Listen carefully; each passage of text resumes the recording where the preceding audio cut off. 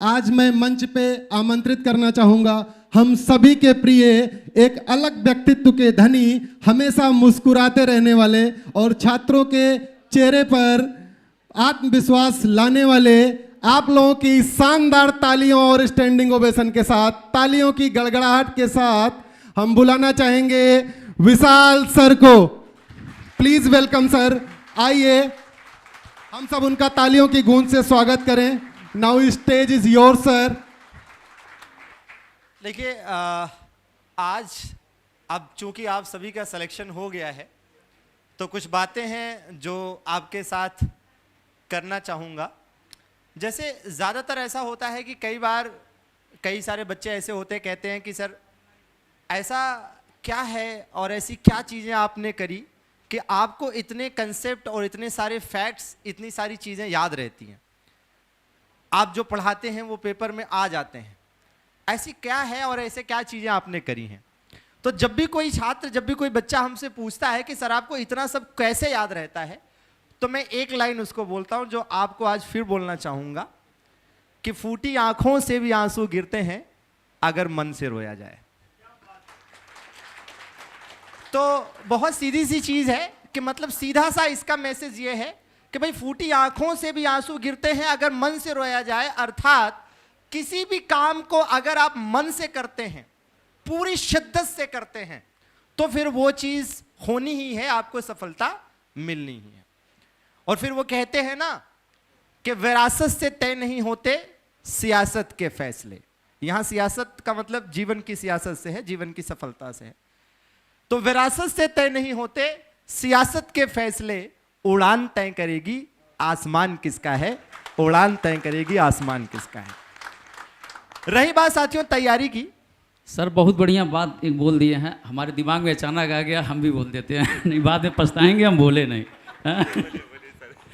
मनुष्य के दृढ़ निश्चय के आगे कुछ भी असंभव नहीं होता, क्योंकि कोई भी मनुष्य अगर दृढ़ संकल्प होकर दृढ़ विश्वास के साथ अगर किसी भी कार्य का बीड़ा उठाता है तो दैवी शक्तियों को भी उसकी सहायता के लिए स्वयं आना पड़ता है। यही है कर्म का दैवी विधान। इसीलिए अपना कर्म करते रहिए सभी लोग ईमानदारी से। बिल्कुल। तो साथियों जहां तक एग्जाम की तैयारी का सवाल है, तो जैसे हमेशा से हम सभी टीचर्स ने एक स्ट्रेटजी फॉलो करी है, और वह स्ट्रेटजी ये है कि जैसे जब भी आप कोई एग्जाम देने जाते हैं तो आपके लिए तैयारी का सबसे सही तरीका है कि आप पीवाईक्यूज को देख कर जाएं। पीवाईक्यूज को आधार मानकर टीचर्स जब पढ़ाते हैं, या आप यूं कह लीजिए कि आप पढ़ते हैं, तो फिर सिलेक्शन लेना आसान हो जाता है। सामान्यतः एक चीज आपने देखी होगी कि जैसे आपका पेपर हुआ, निश्चित रूप से आपके पेपर में भी कई सारे ऐसे प्रश्न आए होंगे जो आपने कभी नहीं देखा या आपने नहीं पढ़ा। या अभी जैसे एनटीपीसी का पेपर हुआ है, सीबीटी 1 का, या इसके पहले आरपीएफ एसआई का हुआ, कांस्टेबल का हुआ, उसका हुआ, तो निश्चित रूप से आपने देखा होगा कि पेपर में कैसे क्वेश्चन आए। उन क्वेश्चन को देखकर बहुत सारे ऐसे क्वेश्चन होंगे जिनको देखकर आपको लगा होगा कि भाई ये पूछा कहां से, ये कौन से टॉपिक से है, ये तो हमने पढ़ा नहीं, आया कहां से। और यकीन मानिए कि जब उसी क्वेश्चन को आप कभी गूगल पे सर्च करें और देखें कि इस क्वेश्चन का आंसर क्या है, तो 10 क्वेश्चन अगर आप सर्च करेंगे तो आपको 5 से 7 क्वेश्चन ऐसे मिल जाएंगे जो दिखेगा कि झारखंड के फलाना पेपर में आया था, या फलाना टीचिंग के एग्जाम में आया था, या जम्मू कश्मीर में आया था, मध्य प्रदेश में आया था, महाराष्ट्र में आया था, यूपी पीसीएस में आया था, बिहार पीसीएस में आया था, या किसी अन्य एग्जाम में आया था। तो कहने का तात्पर्य यह है कि हम टीचर्स लगातार जो जिस चीज को बेस मानकर पढ़ाते हैं वो है पीवाईक्यूज। और पीवाईक्यूज सिर्फ रिलेटेड एग्जाम का नहीं, कि जैसे आपको अगर हम रेलवे पढ़ा रहे हैं तो ऐसा नहीं कि हम केवल रेलवे के पीवाईक्यूज को देखकर आपको बेस मानकर चीजों को पढ़ा रहे होते हैं। हमें पता है कि पीवाईक्यू कहीं से भी पूछ सकता है, और हम चूंकि अलग अलग एग्जाम के लिए तैयारी भी कराते हैं, बिहार के एग्जाम की भी, यूपी के एग्जाम की भी, टीचिंग एग्जाम की भी, तो हर तरह के एग्जाम के जो पीवाईक्यूज हैं वो हमारे पास आते रहते हैं। तो ये पीवाईक्यूज हमारी पढ़ाने का एक आधार बनता है, एक आइडिया हमें पता चलता है यहां से कि हाँ हमें किस वे में और किस तरीके से किस लिमिट तक चीजों को पढ़ाना है जिससे आपका सिलेक्शन हो जाए और पढ़ाई हुई चीजें एग्जाम में आ जाए। और इसी बेस को मानते हुए हम चीजों को आगे लेकर चलेंगे। जैसे इस बार जितने भी एग्जाम हुए इस साल, चाहे वो आरपीएफ का पेपर हुआ, चाहे अभी एनटीपीसी सीबीटी 1 का पेपर हुआ, या अन्य कोई एग्जाम हुआ, तो एक चीज देखने को मिली कि अब प्रश्नों का जो स्तर है वो तथ्यात्मक से ऊपर उठ चुका है। सारे नहीं, अगर आपके पेपर में 40 क्वेश्चन आ रहे हैं तो निश्चित रूप से उसमें आपको 15-20 क्वेश्चन तथ्यात्मक मिल जाएंगे, 15-20 क्वेश्चन आपको विश्लेषणात्मक मिल जाएंगे। और जैसे पहले क्या होता था कि सामान्य किताबें पढ़ के, लूसेंट, किरण या ऐसी सामान्य किताबें पढ़ के जिसमें फैक्चुअल जानकारियां दी हैं, उससे सिलेक्शन हो जाता था, लेकिन अब ऐसा कर पाना लगभग असंभव है, क्योंकि विश्लेषणात्मक जो प्रश्न है वो आपको इन सामान्य किताबों में नहीं मिलेंगे। और इसीलिए हम लगातार अपने जो भी कंटेंट डिलीवर करते हैं, चाहे वो विश्वास बैच रहा हो एनटीपीसी का, या फिर एएलपी का, या फिर टेक्नीशियन का, या और जो भी अन्य एग्जाम के बैचेज रहे हों, आपने देखा होगा कि हमने हमेशा जो कंटेंट दिया है वो आपको सामान्य लूसेंट, किरण या इस तरह की किताबों से ऊपर उठकर कंसेप्ट अच्छे से पढ़ने को, देखने को मिला होगा, फ्लो चार्ट के माध्यम से, मैपिंग के माध्यम से या अन्य चीजों के माध्यम से, तो वो चीज आपको देखने को मिली होगी। तो अगर इस एनालिसिस को बढ़िया तरीके से कर लिया जाए कि किस तरह से क्वेश्चंस का जो एग्जाम का जो पैटर्न है वो चेंज हुआ है, लगातार बदलता हुआ कठिन स्तर आ रहा है, उसको अच्छे से अगर विश्लेषण कर लिया जाए तो निश्चित रूप से सफलता पाना आसान हो जाएगा। आप में से भी हो सकता है कुछ लोग ऐसे हों जो ये सोच रहे हों कि अभी मैं यहां पर सिलेक्ट हो गया हूं, लेकिन आगे, है ना, हो सकता है कि आप में से कुछ लोगों का कुछ सपना अभी और हो कि यहां सेलेक्ट हो गए हैं लेकिन दूसरा एग्जाम भी देंगे, हमें ये नहीं वो वाली पोस्ट चाहिए। ऐसे कितने लोग हैं? बहुत सारे लोग। ये होती है असली सफलता, ये होती है असली सफलता, क्योंकि सफलता कहीं पहुंचने का नाम नहीं है, सफलता तो एक जर्नी है। जब आप नित नए मुकाम हासिल करते चले जाते हैं और अपने आप को बेहतर से बेहतरीन बनाने के लिए निरंतर प्रयासरत रहते हैं, तो असली सफलता वही है। और अभी जैसे आप, ये बहुत अच्छी चीज लगी, ये हमें जानकर बहुत खुशी हुई कि यहां पर ज्यादातर लोग अभी भी इसलिए, इसके लिए हाथ खड़ा किए कि भाई हमें सर आगे और तैयारी करनी है और अच्छे मकाम हासिल करने और अच्छा करना है। और ऐसा अक्सर वही लोग करते हैं, है ना, जो मतलब लगातार, है ना, जिन्होंने चीजों को देखा है और निरंतर अपने आप को और बेहतर से बेहतरीन बनाने की ओर ले जाना चाहते हैं। और जैसा कि अभिषेक सर ने कहा था कि सफल होने के बाद अपने अपनों से, अपने दोस्तों से और अपने जो भी कलीग्स हैं उनके साथ जब भी मिलिएगा तो उन्हें एहसास नहीं होना चाहिए कि आप बदल गए। ऐसा सामान्यतः होगा, फिर भी एक दो लोग कहने वाले मिल जाएंगे कि यार तू बदल गया, ऐसा होता है। बात यह है कि सामने वाले का नजरिया बदल जाता है। हाँ। तो वो जिसमें अपना दोस्त बचपन वाला ढूंढा था, हाँ, कि भैया मैं बेरोजगार, तुम भी बेरोजगार, अब बाद में उसको लगता है ये तो अब नौकरी वाला हो गया, तो नजरिया बदल गया भाई। ऐसा सामान्यतः होता है, हमने भी एक्सपीरियंस किया है। जैसे हमारे साथ बहुत सारे ऐसे अध्यापक थे जो पढ़ाते थे, तो अब कहीं ना कहीं सेलेक्ट हो गए, कोई आरओ हो गया, कोई पीसीएस हो गया, तो कोई जो है एसडीएम हो गया, कोई रेवेन्यू इंस्पेक्टर हो गया, है ना, कोई रेलवे में मान लीजिए हो गया, स्टेशन मास्टर वगैरह जो भी। तो जब मुलाकात उनसे होती थी, मतलब अभी भी होती रहती है, तो कई बार कुछ ऐसी चीज़ों को लेकर वो दबाव में रहते हैं कि हमें लगता है कि शायद बदल गया। लेकिन जब हम समझते हैं, सोचते हैं कि हाँ उसके ऊपर, सामने वाले के ऊपर प्रेशर है, काम का प्रेशर है, घर का प्रेशर है, शादी विवाह हो गया, अब पहले जैसा वो दोस्त थोड़ा न रहा तो इक्का दुक्का लोग मिलेंगे जो आपको कहेंगे कि यार तू बदल गया, उसकी चिंता नहीं करनी है, क्योंकि 10 में से 10 लोगों को तो सेटिस्फाई भगवान भी नहीं कर सकते। लेकिन हमें अपनी तरफ से प्रयास करना है कि जितने कम से कम लोग हमें, है ना, मतलब नेगेटिव कहें उतना अच्छा है, बाकी 100% तो अपने आप में कोई भी चीज नहीं होती। और अभिषेक सर ने सही कहा था कि वो, मैं लाइन बार बार कहता हूं, कई बार वक्त कहता हूं कि हम न बदलेंगे वक्त के मिजाज के साथ। अपने दोस्त से जब मिलिएगा तो कह दीजिएगा कि हम न बदलेंगे वक्त के मिजाज के साथ, जब भी मिलेंगे अंदाज पुराना होगा। अगर हम बात करें एमडी क्लासेस की, तो सबसे पहले मैं सत्यम सर का शुक्रगुजार हूं, या हम सभी लोग, एक तरह से देखा जाए तो सत्यम सर ने वर्ष 2018 में एमडी क्लासेस की नींव रखी थी। उस समय दोस्तों जो क्लासेस शुरू की गई थी सत्यम सर के द्वारा, तो सर ने अकेले शुरू करी थी। उस समय यूपी पुलिस का एग्ज़ाम था और उसके बाद फिर रेलवे का एग्ज़ाम आया।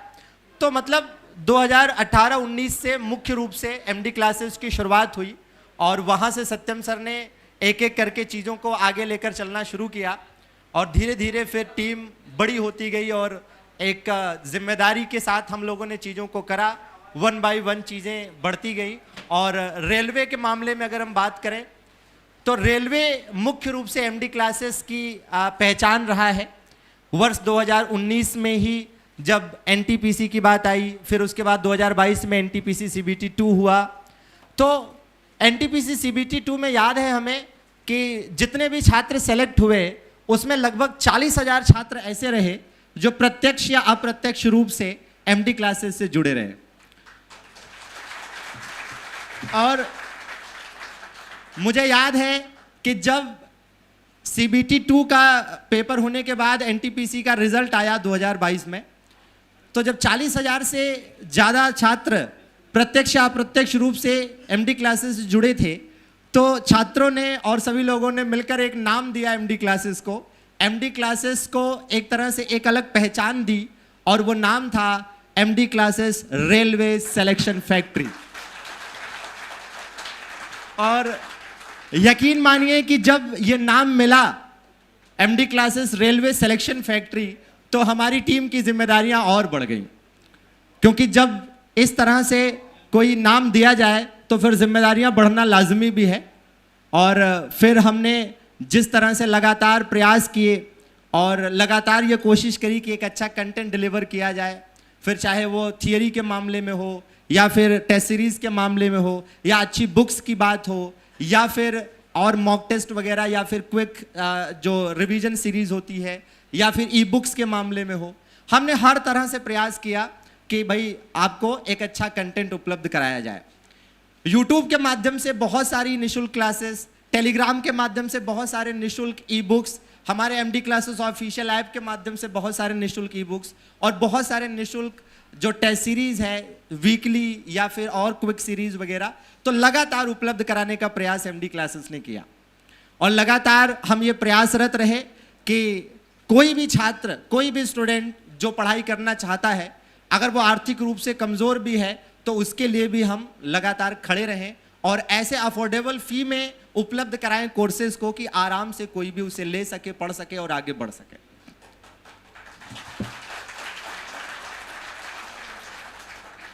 अगर हम बात करें एमडी क्लासेस के संस्थापक सत्यम सर की, तो जिस सूझबूझ और लीडरशिप के साथ पूरी टीम को आगे लेकर सर चले हैं और जिस प्रकार से आपके लिए, छात्रों के लिए और अपनी टीम मेंबर्स के लिए जिस प्रकार से इन्होंने लगातार बढ़िया प्लान बनाने का, बढ़िया चीज़ों करने का प्रयास किया है वो वाकई में काबिले तारीफ है। और लगातार निरंतर चीज़ें आगे बढ़ रही हैं। पूरी टीम की मेहनत और आप सभी के प्यार और समर्थन से चीज़ें लगातार अच्छी होती चली गई और बढ़िया चीज़ें चल रही हैं। और अगर आप देखेंगे साथियों, तो आज की डेट में एमडी क्लासेस के कुल मिलाकर जो सब्सक्राइबर्स हैं, जो फॉलोअर्स हैं या जो परिवार एमडी क्लासेस का है, वो तकरीबन 50 लाख के आसपास का है। कुल मिलाकर साथियों एमडी क्लासेस की कुल 6 इस समय मेन चैनल हैं, जिसमें से सबसे मेन चैनल है रेलवे का, जिसे आप एमडी क्लासेस ऑफिशियल के नाम से जानते हैं। इसके अलावा यूपी संगम बाय एमडी क्लासेस है जो यूपी एग्जाम्स को देखता है। एमडी टेक्निकल क्लासेस है जो टेक्निकल जो एग्जाम्स होते हैं उसके लिए है। इसी प्रकार से एसएससी मानिया है जो एसएससी एग्जाम्स के लिए है। इसी प्रकार से बिहार शिला बाय एमडी क्लासेस है जो बिहार एग्जाम्स के लिए है। और इसी प्रकार से टीचिंग बाय एमडी क्लासेस है जो टीचिंग एग्जाम्स के लिए है। और लगातार हम प्रयास कर रहे हैं कि जिस प्रकार से रेलवे में, यूपी के एग्जाम्स में, टेक्निकल जो एग्जाम्स होते हैं उसमें हमने लगातार सफलता के झंडे गाड़े हैं, ऐसे ही हम अन्य क्षेत्रों में भी सफलता के जो झंडे हैं वो गाड़ें और आपके लिए बढ़िया तरीके से चीज़ों को लेकर आगे आए। आज यहाँ पर जितने भी आप सभी सम्मानित लोग उपस्थित हैं, इसमें हमारी टीम को छोड़ दिया जाए तो बाकी सभी लोग यहाँ पर सेलेक्टेड हैं, किसी न किसी जोन से सेलेक्टेड हैं, अलग अलग पोस्ट पे सेलेक्टेड हैं। और आप सभी ने निश्चित रूप से बहुत मेहनत करी है और आप सभी का भी योगदान एमडी क्लासेस को बनाने में रहा है। इसके लिए एमडी क्लासेस की तरफ से मैं आप सभी का आभार व्यक्त करता हूं। और यह आभार साथियों इसलिए भी कि सामान्यतः एक अध्यापक अच्छा कंटेंट डिलीवर कर रहा है, कोई संस्था आगे बढ़ रही है, इसमें उस संस्था के टीचर्स का, उस संस्था की टीम का, उस संस्था में काम कर रहे बैकएंड टीम का या और भी जो लोग जुड़े हैं उनका योगदान तो है, लेकिन छात्रों का योगदान भी उतना ही है जितना संस्था का होता है। कारण यह है कि जब टीचर्स पढ़ाते हैं तो उन्हें ध्यान से सुनने का, सकारात्मक विचारों के साथ एक चीज़ों को एक्सेप्ट करने का, लिखने पढ़ने का और सारी चीज़ों को करने का काम छात्र ही करते हैं। तो छात्रों को भी, सभी छात्रों को भी हमारी तरफ से ढेर सारा मतलब धन्यवाद रहेगा। बाकी जीवन में उतार चढ़ाव बहुत आते हैं और जब भी उतार चढ़ाव आते हैं तो उनका सामना डट कर करना चाहिए। और कहते हैं ना कि लहरों को साहिल की दरकार नहीं होती, कहते हैं कि लहरों को साहिल की दरकार नहीं होती, हौसले अगर बुलंद तो सामने कोई दीवार नहीं होती। और जलते हुए दिए ने आधियों से कहा, रोशनी देने वालों की कभी हार नहीं होती।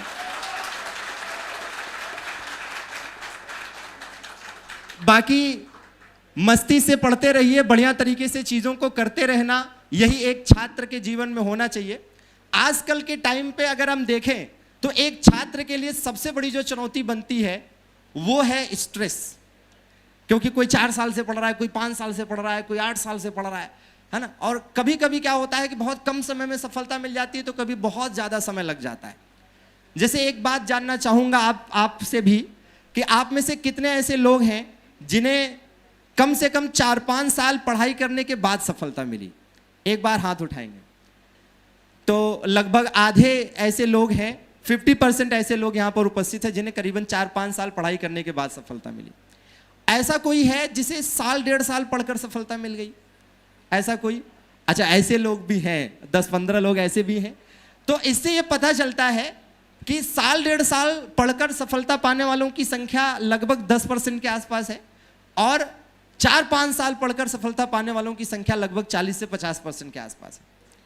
अब इसमें यह नहीं कहा जा सकता कि जिनकी 1-1.5 साल पढ़ के जिनको सफलता मिल गई उन्होंने बाकी लोगों से बहुत एक्स्ट्रा ऑर्डिनरी मेहनत की होगी। मेहनत सब कर रहे हैं, बस होता क्या है, वो थोड़ा सा लक भी होता है जो काम करना चाहिए। और वो जैसे होता क्या है कि कभी कभी सामान्यतः कहते हैं हम कि भाई लक कोई बड़ी चीज नहीं है, सब कुछ मेहनत पर डिपेंड करता है।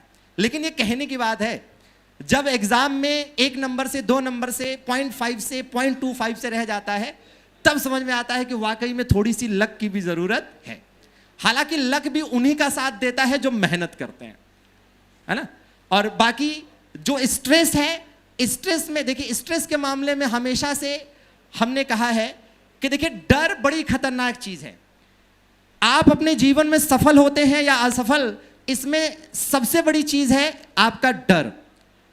इसीलिए मैं कहता हूं कि जो डर गया वो घर गया और जो लड़ गया वो निखर गया।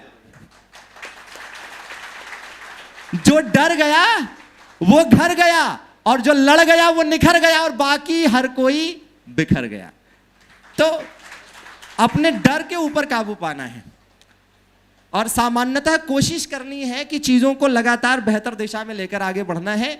मस्ती से पढ़ाई करनी है। मस्ती से मतलब ऐसा नहीं मस्ती की मतलब चलो पढ़ेंगे, हफ्ते में 2 दिन पढ़ेंगे, 5 दिन मस्ती करेंगे। मतलब यह है कि अपने आप को स्ट्रेस फ्री रखना है, क्योंकि वो कहते हैं ना कि जिसकी मस्ती जिंदा है उसकी हस्ती जिंदा है, और सही बताएं तो बाकी हर कोई जबरदस्ती जिंदा है। तो यही चीजें हैं। अब जैसे अब हमें हमारा ही ले लीजिए, जैसे मैं अपनी बात करूं साथियों, तो एक टाइम था, मुझे याद है कि सामान्यतः सामने 1-2 लोग भी कोई अगर बैठा हो, 1-2 व्यक्ति भी कोई अगर हो, जैसे मैं बहुत पहले की बात कर रहा हूं, हजारों साल पहले की बात तो नहीं है। तो 1-2 व्यक्ति भी अगर सामने बैठा हो तो मैं बोलने में हिचकता था, लेकिन फिर धीरे धीरे चीजें होती चली गई और आज आपके सामने हूं और सारी चीजें हैं और आप सारी चीजें देख रहे हैं। सब ऊपर वाले की कृपा है और अपनी मेहनत है और साथियों का साथ है, और ये जरूरी है जीवन में। और विशेष रूप से सत्यम सर को आभार व्यक्त करना चाहूंगा कि इतनी बड़ी टीम को साथ में लेकर चलना, सबको एक साथ एक धागे में पिरो कर रखना और सारी चीजें अच्छे से करते हुए, और उसके बाद छात्रों के लिए, जो लाखों छात्र हैं उनके लिए भी इस तरह से क्लासेस लेना, मैनेजमेंट देखना, उनके लिए प्लानिंग बनाना, चीजें करना। आप हमेशा देखते होंगे कि सर हर चीज के लिए आपके लिए खड़े रहते हैं। कहीं कहीं सामान्यतः आपने देखा हो कि जैसे कहीं रेलवे बोर्ड ने कोई गलती कर दी या फिर किसी एग्जाम में किसी आयोग ने कोई गड़बड़ी कर दी, या कहीं छात्रों के साथ कोई नाइंसाफी हो गई, तो सत्यम सर हमेशा वीडियो के माध्यम से और विभिन्न माध्यम से आपके लिए खड़े रहते हैं। जहां जो कमियां हैं उस पर बात करते हैं, चीज़ों को बताते हैं, समझाते हैं। और आप कई बार सत्यम सर में अपना बड़ा भाई देखते हैं, है ना, कि भाई किस प्रकार से सर समझा रहे हैं और आपको कूल करने का प्रयास कर रहे हैं, आपको स्ट्रेस फ्री करने का काम कर रहे हैं। सत्यम सर के बारे में 2 लाइनें पेश करना चाहूंगा, अगर आपको अच्छी लगे तो तालियों की गड़गड़ाहट से इस पूरे माहौल को बनाने का प्रयास करिएगा। कहते हैं कि हालातों की बंजर जमीन फाड़ कर निकले हैं। सत्यम सर के लिए है और तालियों की गड़गड़ाहट बताएगी। अंत में पूरा सुन लीजिएगा फिर, हाँ, नहीं तो लगेगा कि सत्यनारायण भगवान की कथा चल रही है। तो सत्यम सर के लिए कहूंगा कि हालातों की बंजर जमीन फाड़ कर निकले हैं, हालातों की बंजर जमीन फाड़ कर निकले हैं, ये शोहरत की धूप में नहीं जलेंगे। हालातों की बंजर जमीन फाड़ कर निकले हैं, ये शोहरत की धूप में नहीं जलेंगे। आप बस साथ देते रहिएगा, अभी तो ये लंबा चलेंगे।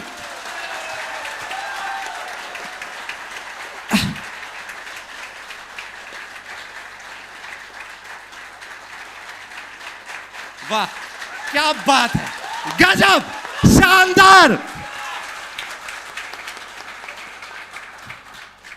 और साथियों, अगर बात की जाए एमडी क्लासेस की, तो हम सभी के मन में एक ही तमन्ना है कि एमडी क्लासेस हमेशा एक ऐसा संस्थान बने और बना रहे जो देश के युवाओं को, देश के छात्रों को, और सबसे ज़रूरी चीज़ जो ज़रूरतमंद हैं, चाहे वो आर्थिक रूप से मजबूत हों, कमज़ोर हों, कश्मीर में रहते हों, कन्याकुमारी में रहते हों, गुजरात में रहते हों, या अरुणाचल प्रदेश में, आसाम में रहते हों, देश के किसी भी कोने में रहते हों, किसी भी तरीके के हों, किसी भी तबके से आते हों, हम उन तक शिक्षा पहुंचाने का काम कर सकें। और हमें इस देश के नंबर 1 संस्था बनने का कोई बहुत मोह नहीं है। हम बस इतना चाहते हैं कि हर जरूरतमंद के दिल में एक हमारी जगह हो, और इसके लिए लगातार हम प्रयासरत हैं। सत्यम सर के नेतृत्व में पूरी टीम हमेशा खड़ी रहती है, सारी चीजों को सकारात्मक तरीके से हम करने का प्रयास करते हैं और आगे भी इसको हम करते रहेंगे।